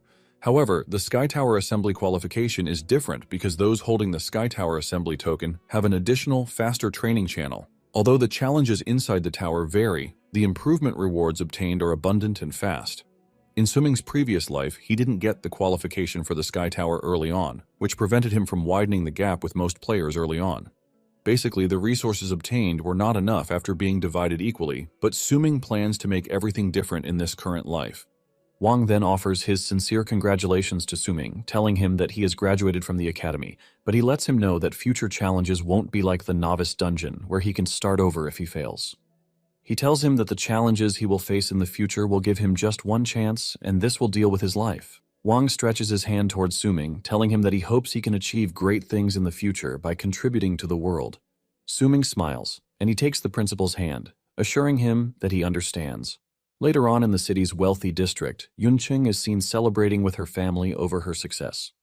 Her father hugs her tightly, talking about how happy he is that she returned safely and even took 3rd place in the academy. He believes that the helpers Lan hired came through, but Lan quickly corrects the misunderstanding. Lan reveals that Yunqing was helped by a student named Suming. Yunqing confirms this, saying the helpers her sister hired all failed, and she almost failed too, but Suming showed up and saved her. She says Suming not only saved her, but even gave her good skill books and equipment. Yunqing lets her father know that Suming is incredibly powerful, and Lan mentions that she initially wanted to hire Suming, but they ran into a bit of a misunderstanding. Lan says she never expected that fate would bring them together in the end, and she admits that they have to find a way to properly thank Suming. Their father is surprised that the two agree on the same thing, and because of this, he concludes that it would be proper for them to find something to thank him. Their father then tells Lan to get Suming's contact information. He adds that he has hired the best chef to cook for them that night to celebrate Yunqing's success. Suddenly, the man gets an important call, and he initially wants to hang up until he hears the nature of the call. The man walks to a private place to talk, and this is when he learns that in the past 2 days, someone has sent assassins to murder their people. The man asks the official calling him if he knows who is behind the whole thing, and the man reveals that it is the Zhang family. 2 days later, Jiao contacts Suming, telling him that it is time for them to head to the Sky Tower, and she tells him that he has to be with them. Suming agrees to this, but suggests that they go ahead, promising to come and join them. When Suming is finally ready to leave, he remembers that Wang told him that all he needed to go to the tower was the token that was given to him. He is to summon the teleportation portal to his destination, and the teleportation portal can only be entered by those who have obtained the qualification for the Sky Tower Assembly. Suming follows the procedure as said, and the teleportation portal recognizes him as one of the qualified awakened. With a smile on his face, he steps into the portal, and by the time he reemerges, it is right at the 100-layer tower. Apparently, in his previous life, he was only able to come to the tower by chance. He looks around and realizes that the other challengers have been teleported to the scene, but Suming is just glad that he finally has the chance to challenge the place again. He makes his way to the entrance and he uses the token as an identification to unlock the door. The moment he steps into the hall, he sees information on the screen, telling him and the other challengers to wait for the ceremony to start in the first floor hall. Suming is left speechless because the hall is actually bigger than it was in his previous life. Suming is admiring the view when his teammates show up. Suming teases Jiao, saying she came early, but Jiao yells at him, saying he is the one who came really late because they have been there for a long time. It turns out that they have been waiting for him to show up like forever. In addition, the trio has become somewhat friends after what they went through together. Jiao adds that it would also be better for them to look out for each other because they don't know what to expect. Suddenly, Zhang shows up from behind, throwing a punch at Suming. However, Suming gets out of the way before he is hit. Zhang's punch hits the ground, and this catches everyone's attention to the fact that someone is already causing commotion in the prestigious hall. Jiao demands to know why Zhang is acting all weird, and Zhang tells Suming that he is there to avenge what he did to his girlfriend. Zhang starts to manifest his weapon to show just how serious he is. Zhang threatens to finish Suming right there and then. Suming then tells the dude that it is not the day for them to resolve their issues yet. Just then, the system in the hall detects conflict, and since fighting is not allowed in the hall, the prevention mechanism kicks into place, delivering a stunning voltage into Zhang's body. Zhang crashes to the ground, but before he passes out, he tells Suming not to think he has escaped just yet. Suming knows that it might not appear that anyone is welcoming them, but it is evident that they are being watched. Surprisingly, Cheng is also in the distance, observing Suming and his group. Suming then tells his teammates to follow him to the seats.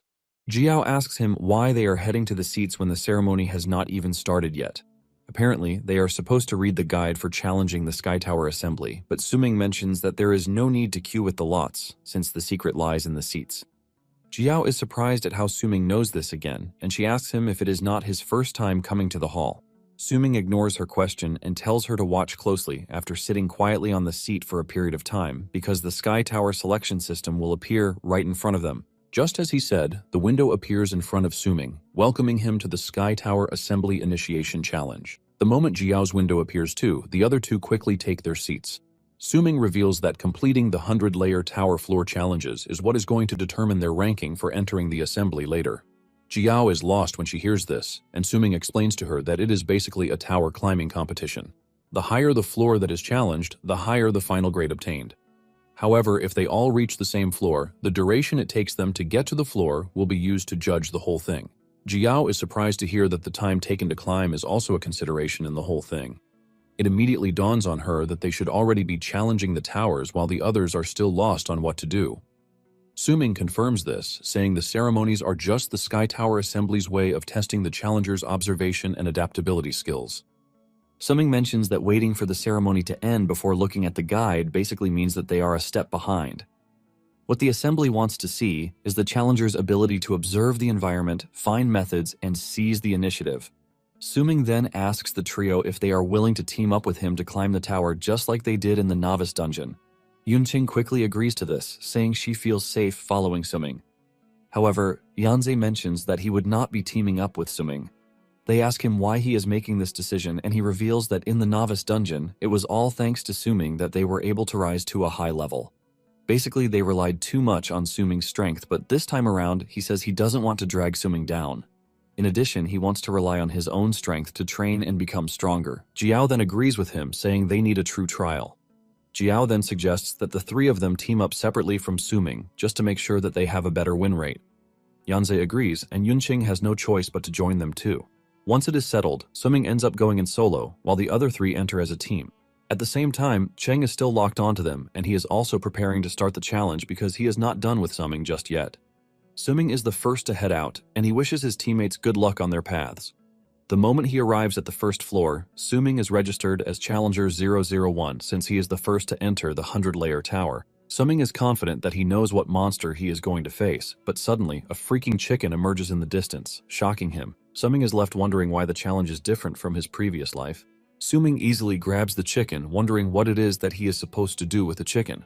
In his previous life, when he challenged the tower, the first monster he met was a level 5 monster, a purple-furred fiend tiger. Since the challenge is totally different this time around, he wonders if the tower is mocking him for being a noob, which is why they sent a chicken his way. Suddenly he notices that the chicken has question marks on its level section, which is quite unusual. Just when he is about to go for a quick kill, the chicken breaks free and flies off into the distance. The chicken lands on the ground, and the aura on the chicken immediately changes. Its eyes turn red, and its expression goes from a harmless chicken to Agent 47's expression. The chicken dashes towards Suming at a blinding speed, and this is when he realizes that the challenge is not as simple as he thought. Back in the hall, the challengers are finally informed that the ceremony has ended, and what is next is the challenge explanation. Suddenly, the challengers notice that there is already a leaderboard. The current first position goes to Challenger 002, and the challengers are left wondering how there are already people challenging the towers when they were still participating in the ceremony. It turns out that Challenger 002 is Chung, and he has just cleared the second floor too. Meanwhile, Suming is still struggling with the chicken, which he thought would be a simple knock-and-go monster. Suming realizes that the chicken is hard to deal with because of its incredible speed and explosive power. Even when he increases his own speed, the chicken still finds a way to avoid him. Suming tries to keep up, but all he sees are lasers hitting him in all directions. Suming is totally frustrated by this, and he knows that his current skills can't even do anything against the annoying chicken. Suming figures out that he needs a quick solution, because if he continues this way, the whole thing is going to drag on much longer than he wants. He is basically going to lose the time advantage he had by entering the challenge first if he can't find a way to get rid of the situation fast. Suming then decides that he is going to try out his new skill, which he obtained after killing the Novice Dungeon's hidden boss. Suming dashes toward the chicken, swinging hard at it, but it leaps into the air to dodge his attack. The moment the chicken lands back on the ground, Suming smiles because he has the chicken exactly where he wants it. It turns out that he has already set up a skill known as Sword Tomb beforehand. The Sword Tomb technique summons a giant sword to burst out of the ground at the designated target, causing massive damage. With the Sword Tomb hitting the chicken exactly when he wanted it, Suming is left wondering if his plan worked. However, by the time the dust clears off, the chicken remains active, and Suming groans in frustration because at this point, he doesn't think there is an end to his suffering. Suming complains about how an ordinary chicken is not something someone would meet on the first floor, and the moment he realizes this, everything becomes clear to him. The chicken comes dashing in again, but this time, Suming has another plan.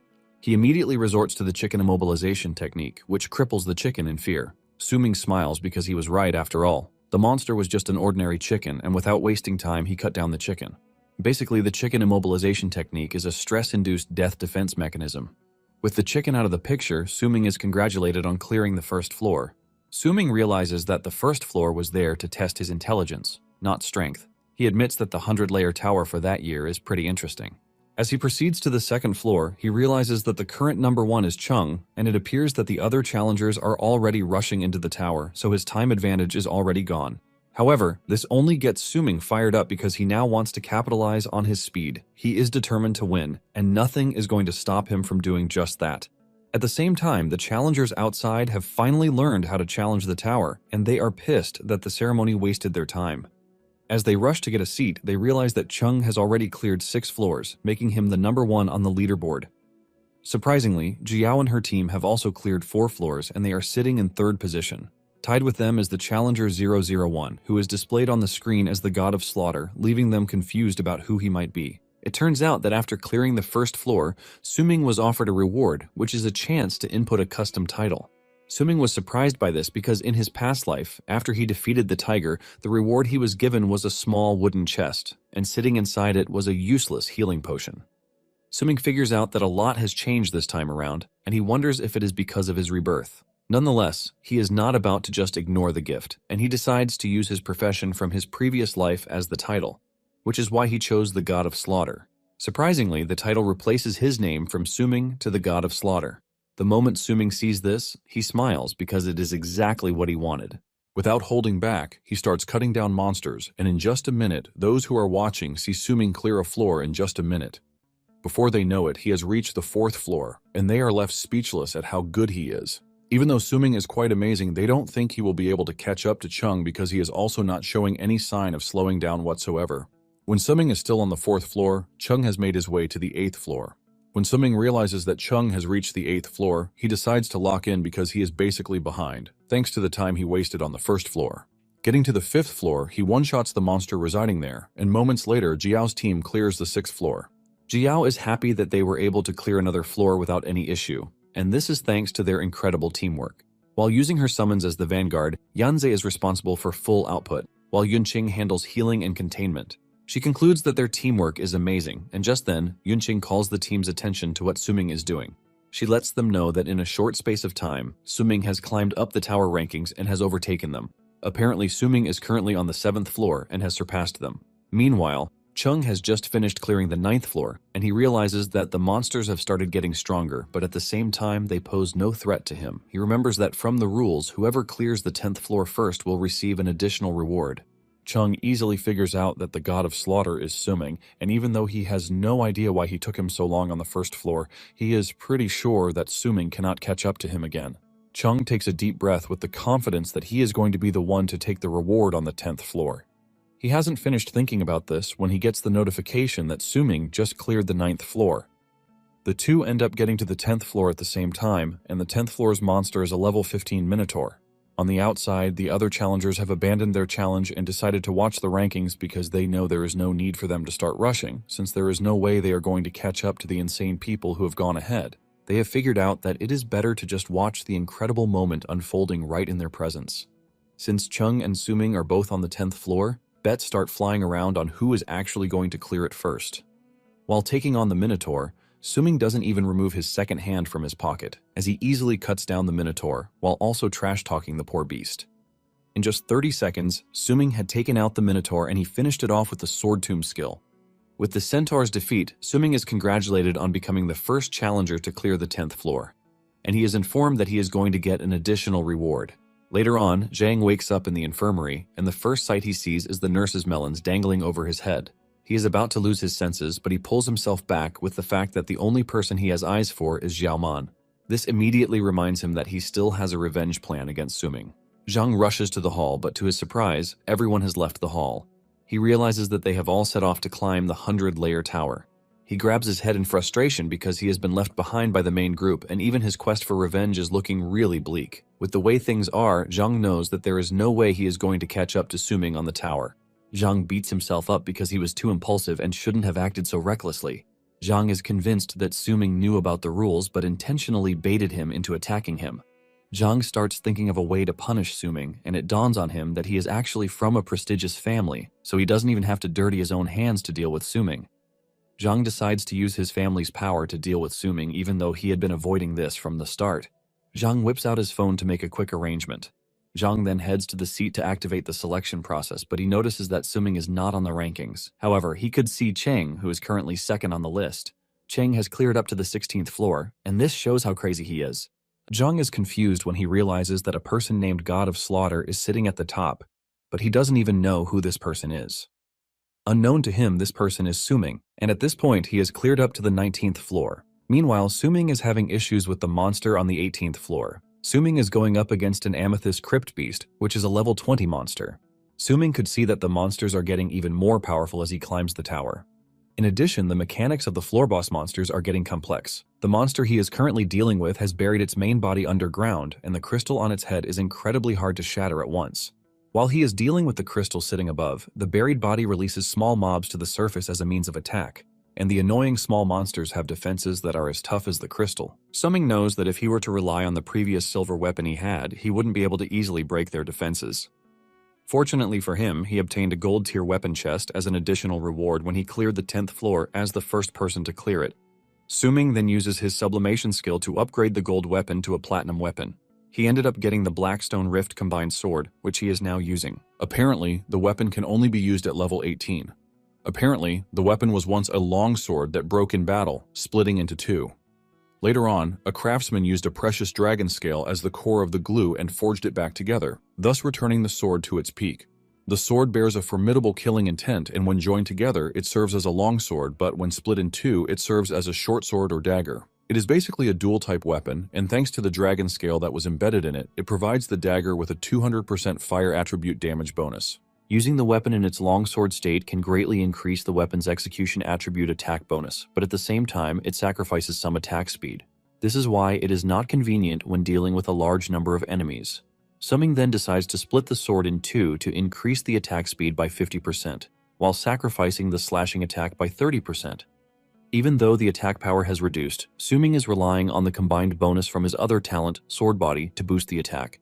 Basically, he is able to enjoy speed and attack side by side. Meanwhile, on the 17th floor, Chung has found himself in a standstill against the level 18th monster, which is a treant. Chung could see that he had reached his limit already. The treant's weakness is fire, but he is currently going solo, so he doesn't have the skills to deal with it. Cheng is also pissed that he hasn't been able to obtain any distinctive reward that increases his attributes. When he cleared the 10th floor, he was only given a silver chest reward because the gold reward had been given to Summing. As if his luck wasn't bad enough, when he opened it, he realized that the reward was a magic-type accessory that had nothing to do with his power. Standing in front of the treant, Chung figures out that he can no longer push himself further if he wants to keep his life. Without delay, Chung pulls out on the 17th floor, and at the same time, some other challengers stop at the floors where they believe they can no longer go forward. There are challengers who managed to reach the 11th floor, but ended up pulling out to avoid dying. Back on the 19th floor, Summing finally breaks the crystal, giving him access to the annoying monster that has been hiding underneath forever. He wastes no time activating the sword tomb to push out the true body of the monster. Summing takes down the defenseless monster and goes ahead to clear the 19th floor. After clearing the floor, Summing realizes that Chung had stopped 2 floors back. This tells Summing that after the 10th floor of the layer tower, the difficulty gets more insane, and he is actually impressed that Cheng was able to reach where he got to on his first trial. Summing figures out that the 20th floor is his threshold, according to his past experience. After the 20th floor, the difficulty of the other stages would increase exponentially, and for his current attributes and level, getting to the 19th floor is already his limit. However, he wants to try out the 20th floor because he has a nostalgic skill that he would like to try out. By the time he got to the 20th floor, Summing was forced to exert twice the force and strength he had used since he started the challenge, but he couldn't even get the floor master to move. He has used sword control over and over, but the floor master easily blocks all of his attacks while remaining in the same location. Even when it appears that his strength is not enough, Summing tries to break through with speed, but this is also quite useless. The floor master is basically blocking his moves as if he has 10 hands. It turns out that the floor master is a gatekeeper knight, and he is a level 25 opponent. The knight soon uses a powerful skill against Summing, and this is when Summing realizes just how overwhelming the knight's power is. Summing tries to block it at some point, but he gets pushed back really hard. Summing's health bar drops rapidly, and he realizes that with his current abilities, he can't defend against the monster's skill attacks. On average, being hit just once by the knight takes away 1/3 of his health, and with his current health, he figures out that he only has 1 hit left. Summing realizes that even though he has experienced rebirth, he still can't fight monsters above his level in the tower. Summing is not entirely surprised because he already expected this. However, the reason he decided to try out the 20th floor, even though he has no chance of winning, is to use his new skill, which can only be used at level 20. This was a skill that was his favorite in his past life, and it is called the God of Slaughter's Strike. Summing activates the skill, manifesting a giant energy sword that stands tall above the enemy. When Cheng returns to the hall, he sees everyone roaring at how incredible Summing is because he is still challenging the tower even though it has gotten really tough. Since they don't know who the God of Slaughter is, they start wondering where he came from and how he is able to challenge the 20th floor on his first trial. Cheng is pissed that Summing actually has the strength to take on such a daring challenge. He is watching from behind when one of his classmates arrives, teasing Cheng, talking about how surprised he is that Cheng actually lost to someone because it has never happened before. Back on the 20th floor, Summing's attack actually landed, and he takes 1/3 of the knight's health bar, but he is also about to lose his life. Summing concludes that it would be better for him to give up at that point, since even the God of Slaughter's strike couldn't take down the knight. Summing brings up the status window, and he withdraws from the challenge, admitting defeat. Just then, something shocking happens. The knight tells Summing that he didn't lose, but at his current level, his attributes are completely insufficient. The knight tells Summing that he currently cannot unleash the true power of his skill, and Summing is left in shock because he doesn't understand how the knight is able to talk. As he is teleported away, the knight tells him that he will be eagerly waiting for him to challenge again in the future. Moments later, Suming returns to the resting area, and as he steps out of the portal, the other challengers receive the update that the God of Slaughter has failed the challenge. Even though he withdrew on the 19th floor, they are still impressed that he was able to make it up to that point. They start asking who the God of Slaughter is, and it dawns on them that it would be part of those who just teleported back. The challengers move around, asking those who have just arrived if they are the God of Slaughter, but none of them could deduce that it was Suming. Suming is glad that he actually got rewarded with the title change on the first floor because it has saved him from the desperate challengers who want to know who he is. Even though he has the total concealment skill, he can't use it in the tower because it only works in the dungeon. Just then, Suming realizes that Jiao and her team are still challenging the tower, and they are currently on the 14th floor. Suming is impressed by this because it shows how much they have improved so far. Since they are playing safely and steadily, he believes that they will be able to climb higher. Suming then decides to proceed to the next phase because, as a level 20, his second profession change attribute boosting task has appeared. Chasing convenience, he decides that he is going to choose to complete a subjugation quest, which is located near the target destination of the second profession change quest. Suming checks out the list, and he is surprised that the subjugation quests that are currently available are from D to F ranks. After checking out the locations, he figures out that he can only pick one, and he decides to choose the subjugation quest D17. The quest requires that he hunt a python king in the Nanli District Wilderness Forest, and the reward for this is 10,000 Advent coins. In addition, he's going to get a random platinum skill scroll. The system then informs Suming that the Sky Tower Assembly token has been granted permission to enter and exit the 100-layer tower area at any time. With this, he now has the permission to enter the Illusionary Realm. The Illusionary area is a place that can connect to the Sky Tower Assembly area but has a different appearance from the real world. Basically, before the Day of Awakening descended, the real world was originally a place where humanity lived, but when the Awakening began, various unexplainable anomalies like dungeons, demons, and monsters showed one after the other in the original real world. Humanity began to merge and enter the world of the awakened professions, and through the sacrifices and efforts of predecessors, order was re-established in the chaotic real world that was destroyed after the descent of the Day of Awakening. Because of this, the illusionary realm was born, and it was isolated from the real world where humans mainly live. It is allocated as a living space for demons and irregular beasts. This is why they now have the peaceful world that they currently have. The trials of the 100-layer tower are exactly the threshold that opens the illusionary realm for novice challengers to explore. There is a rumor that the peak of the 100-layer tower buries all the truths of the world's descent day, and Suming wasn't able to reach there in his past life. However, in this new life, he plans to reach the peak.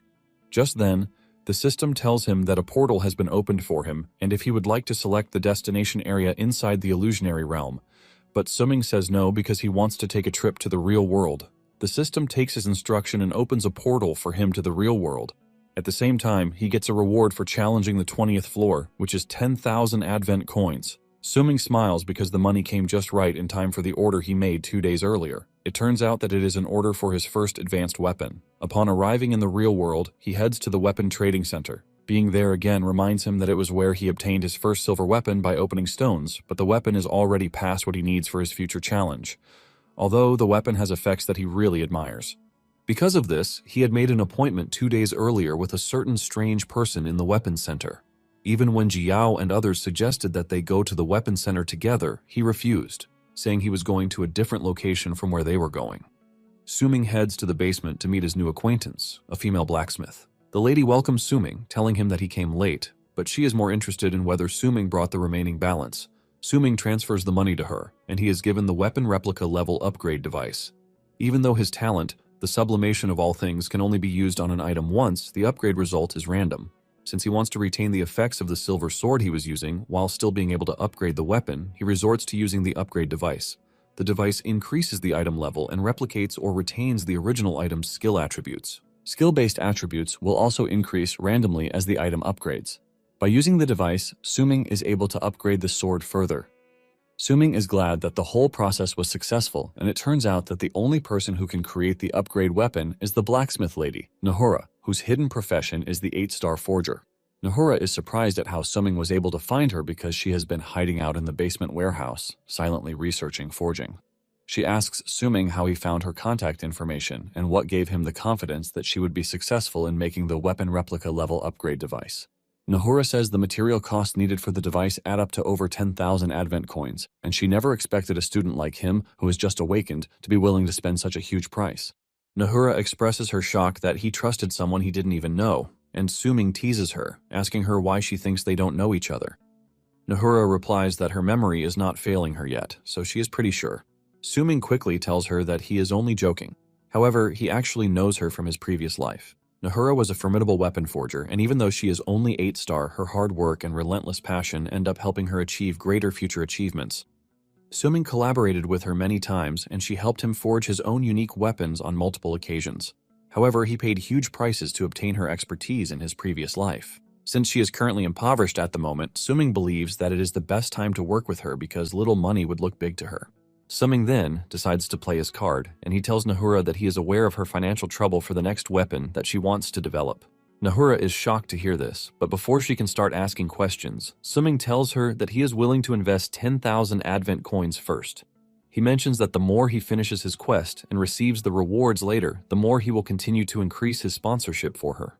Nahura is blown away when she hears this, forcing her to ask Suming if he is telling the truth. Suming assures her that he is not lying, and Nahura immediately concludes that Suming is an angel sent from heaven. However, Suming tells her that he has a condition. He tells her that in the future, when he needs her help to forge weapons, she must give him a 70% discount on the forging price. Without thinking too much about it, Nahura immediately agrees to the deal. Later on, Suming visits the illusionary area to continue his quest. He is blown away when he steps into the realm because even the trees are insanely big. Just then, the scent of blood crosses his nose, and he checks out the map to know where the subjugation location is. He realizes that it is in the south, but thanks to the big trees, he can't fully understand the terrain. The trees are also too tall to climb on as he did in the novice dungeon, but he has a method that he would like to try. Even though he is not a true sword controller in his profession, he still has the sword control skill. He figures out that everything would be better if he could learn to fly on a sword like the real sword controllers. Suming whips out his sword and decides to give it a try. He steps on the sword and activates the sword control, but he falls off the sword and hits his head. Suming is not entirely surprised that the skill didn't work. But something surprising happens when he grabs the sword. The sword starts flying, dragging him along, and this is when it dawns on him that he might not be able to stand on it to fly, but he can use it to fly by grabbing the weapon and using the sword control to designate a target while continuously activating the skill. Suming cuts through the dense vegetation using this improvisation, and he is blown away by how nice the view from above looks. While heading to his target, 3 Awakened also arrive at the D17 subjugation quest area. Surprisingly, they are there for Suming, who just accepted the quest all by himself. One of the trio believes that Suming is quite brave to have taken on the quest alone, but her colleague thinks Suming is just a noob who knows nothing. He suggests that they relax and allow the dude to die at the hands of whatever monster he runs into. However, the team leader, who is level 27 Awakened, suggests that they move quickly to kill him so that they don't lose the bounty on him. Moments earlier, Zhang had given up on the tower challenge when he got to the 13th floor. He is pissed at himself for falling behind from the start, which prevented him from forming a team, thus resulting in a disappointing first tower climb for him. When he arrived at the resting area, he realized that most people had left too. This basically means he has fallen behind in the challenge progress as well. He checks out the leaderboard, and he is surprised that Suming is not on the list. He wonders if Suming quit the challenge, which is why his name is not on the list. Zhang is frustrated by this because even if he finds someone who can assassinate him, he doesn't know where Suming is. Zhang is thinking about what to do when he hears Jiyao and her team returning from the tower climb. Zhang quickly hides to hear what they have to say. It turns out that the team was able to get to the 15th floor, and this is thanks to their incredible teamwork. Yunqing says it is actually pretty nice that they were able to get this insane score without Suming's help. The trio then suggests that they go ahead to the next quest because they have wasted time already. Jiao tells her friends that she contacted Suming, and he revealed that he had already taken a subjugation quest, so he's gone already. Yunqing is surprised that Suming is planning to complete a subjugation quest all by himself. While they are busy discussing the details of the mission, they have no idea that Zhang is hearing everything. Zhang is able to find a clue from everything they have said, and he immediately contacts the assassins, telling them to find Suming to kill him. Suming finally arrives at the South District, which is the target for the subjugation quest. He realizes that the district has been left dilapidated. There are also corpses of villagers lying around, and he figures out that it is a beastmen's village. Judging from the corrosive liquid on the bodies, he figures out that it is thanks to the snake venom. This only proves that his target is close, but he soon realizes that there is another scent aside from blood. He tracks down the scent, and to his disappointment, it turns out to be the snake's big poop. This tells him just how big the python is, and suddenly, he senses that something is behind the tree. Suming hurls his sword toward the tree while demanding that whatever is hiding there step out. Suming is stunned when he sees a cat girl screaming at him in fear, telling him not to come close. She threatens to cut Suming with her sharp claws, but what Suming sees is a helpless girl who poses no threat to him. Suming turns around to leave while calling the girl a pet, but she yells at Suming, telling him that she is not a freaking pet. She is a level 3 catfolk, and she asks Suming if he is also there to attack the village. Using his Eye of Insight, Suming realizes that the girl has the assassin profession and her name is Laya. Just then, Suming throws a bottle to Laya, and when she asks what it is, he reveals that it is a healing potion. He suggests that she take it because she is injured. Suming assures her that she has nothing to worry about because he is not there to attack her village. Suming points out the fact that the village is already gone, so there is nothing else for him to attack. Suming then reveals that his target is actually the python that attacked her village. Laya is worried when she hears this, telling Suming that the python is very dangerous, so it is not advisable for him to go alone. Suming tells Laya that she has nothing to worry about because he actually came because of the snake. Just then, Laya tells Suming that she can find the python's nest, but she wants Suming to take her along. With tears in her eyes, she tells Suming that the deadly python ate all of her family members. Later on, the two are seen traversing the thick, dark forest, and at this point, Suming believes that Laya doesn't know what she is doing. However, Laya lets him know that the python they are looking for is right ahead. Suming stands there clueless, saying he can't see anything, but Laya suggests that he look up. Suming then does as told, and to his shock, the python is curled up at the top of the tree. Suming staggers back in shock because of how scary and large the python is. Suming realizes that it is more massive than he expected, and this is when it dawns on him that a D-rank quest isn't supposed to be underestimated. Suming concludes that he has to reconsider his original plan to kill the python. Suddenly, they are attacked by the assassins. Laya is able to warn Suming just in time for them to get out of the way. They avoid the arrows that would have ended them, and the assassins finally decide to show themselves. The squad leader commends Suming, telling him that he is quite capable. He didn't expect that a mere level 20 student would be able to dodge their ambush, but he let him know that he won't be lucky enough to dodge it the next time. The dude confidently tells Suming that he is going to die that very day. Without holding back, the trio unleashes their attack on Suming in an attempt to one-shot him. Suming manages to dodge the arrow attack, but the mage tells Suming that he doesn't have what it takes to dodge her magic. She unleashes her fire magic on him, forcing him to leap backwards, but he gets slightly hit. Suming is still trying to gather his strength when the team leader appears right in front of him. The dude slams really hard into a tree, leaving a cloud of dust. The assassin leader walks toward him, mocking him for being so weak. He talks about how it is actually stupid to have hired a bunch of them to handle someone as weak as Suming. The trio gangs up on Suming's location, talking down on him, saying he is just easy money. With his health bar running down, Suming decides to ask them if they can tell him who sent them to kill him, since he is about to die anyway. The leader decides to tell him, since he is on the verge of death. As he raises his big sword, ready to cut him down, he reveals that Zhang was the one who sent them to kill him. The dude slashes Suming's chest, cutting him in half.